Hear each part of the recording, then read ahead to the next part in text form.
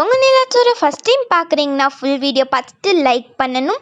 அதுக்கப்புறம் subscribe பட்டனை click பண்ணி பெல் ஐக்கான் ப்ரெஸ் பண்ணி ஆல்ன்ற ஆப்ஷன் கொடுத்தீங்கன்னா நாங்கள் போடுற வீடியோக்கள் உங்களுக்கு உடனே அப்டேட் ஆகிட்டே இருக்கும். இப்போ வாங்க வீடியோக்குள்ளே போய் என்ன நடக்குதுன்னு பார்க்கலாம். Hello friends, welcome to Kongu நிலா சோறு. இன்றைக்கி பார்க்க போகிற ரெசிபி ஒரு ட்ரெடிஷ்னல் ரெசிபி, கம்பு சாதம்.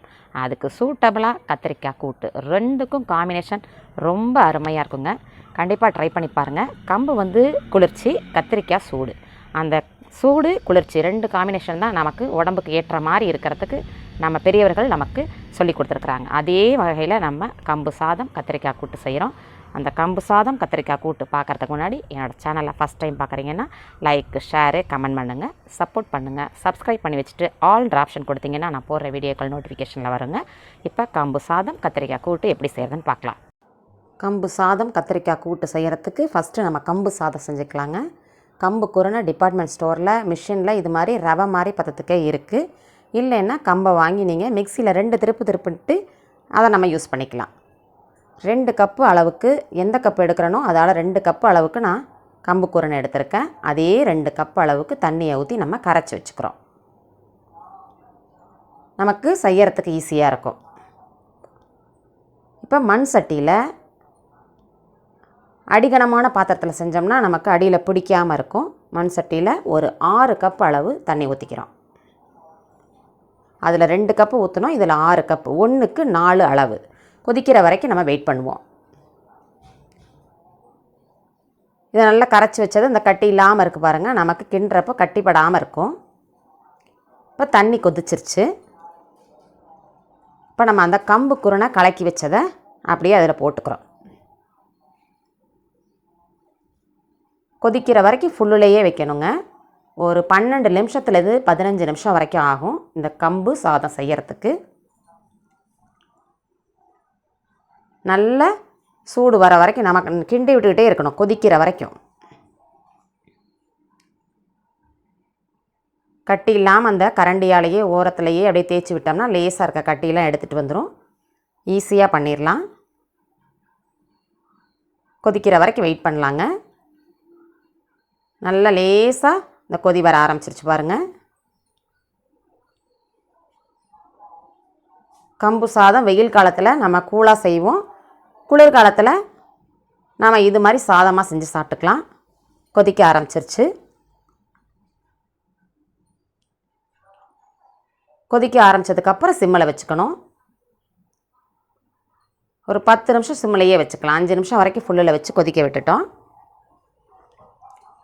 அப்படியே ஒரு தட்டை போட்டு நம்ம மூடி வச்சிட்டோம்னா ஒரு 5 நிமிஷம் கொதிக்கட்டுங்க. நல்லா சிம்மிலையே நல்லா நமக்கு பொங்காமல் நல்லா வெந்து வந்துடும். நல்லா கொதி வந்துருச்சு பாருங்கள். நல்ல சிம்மிலையே தான் வச்சுருக்கோம். அப்படியே பெரட்டி விட்டு தேவையான அளவு உப்பை போட்டு நல்லா கலக்கி விட்டுக்கிறோம்.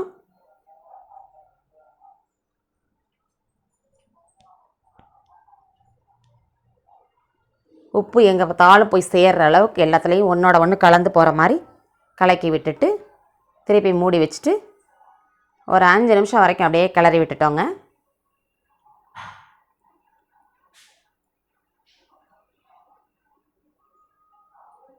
அவ்வளோதான்.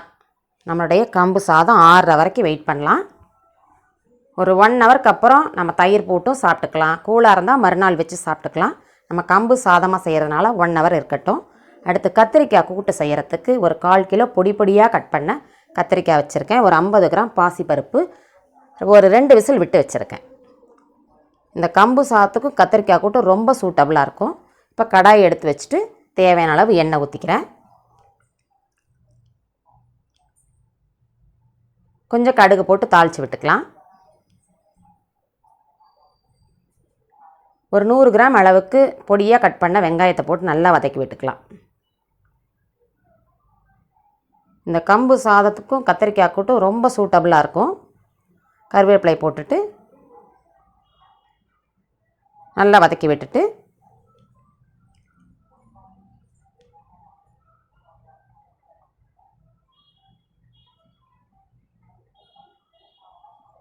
கொஞ்சம் உப்பு போட்டால் சீக்கிரம் வதங்கிடும். நல்லா வதக்கி விட்டுக்கிறோம்.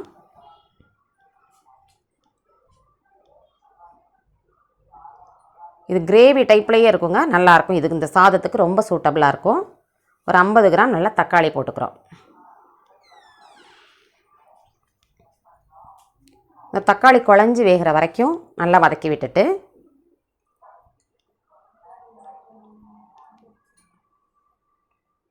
எல்லாத்தையும் மசிச்சு விட்டுக்கிறோம்.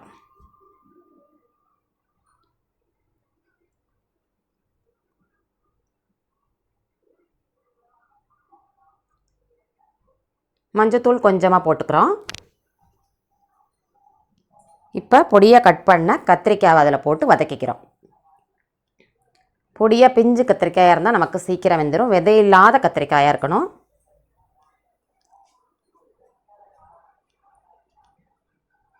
நல்லா வதக்கி விட்டுட்டு ஒரு 2 வதக்கு வதக்கிக்கிறோம்.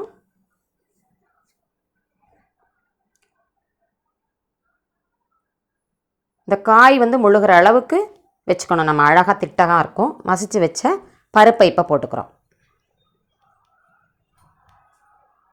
ரொம்ப குழம்பு மாதிரி வச்சிடக்கூடாது, திக்க கூட்டு மாதிரி இருக்கணும்.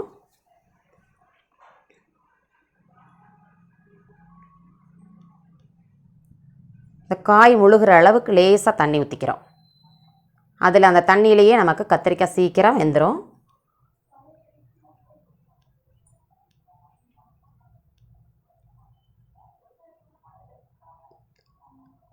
இந்த கத்திரிக்காய்க்கு தேவையான அளவு உப்பு போட்டுக்கிறோம். ஒரு 5 நிமிஷத்துலேயே நமக்கு வெந்துடும். பருப்போடு அந்த கத்திரிக்காயோடு சேர்ந்து நல்லா குக்காகி நல்லா வந்துடும் உங்களுக்கு.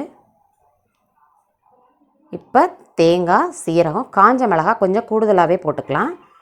கம்பு சாதம் நமக்கு இதாக இருக்கும், சப்புன்னு இருக்கும். அதனால் இது இதுக்கு சைடிஷ்ஷாக உள்ள கூட்டு கொஞ்சம் காரமாக இருந்தால் தான் நமக்கு டேஸ்ட்டாக இருக்கும். அதனால் தேங்காய், சீரகம், காஞ்ச மிளகாய் போட்டு ரெடி பண்ணிக்கிறோம். லாஸ்ட்டாக ஒரு 2 நிமிஷம் கழித்து குக் ஆயிரும். தேங்காய் எண்ணெய் விட்டுக்கிறோம். இப்போ கம்பு சாதம் 1 ஹவரில் நமக்கு ஆறிடும். அப்படி எடுத்தோம்னா அப்படியே களி மாதிரி எப்படி வந்திருக்கு பாருங்கள். இந்த கம்பு சாதம் ரெடி பண்ணியிருக்கு பாருங்கள். அழகாக லட்டு மாதிரி விழுகுது பாருங்கள்.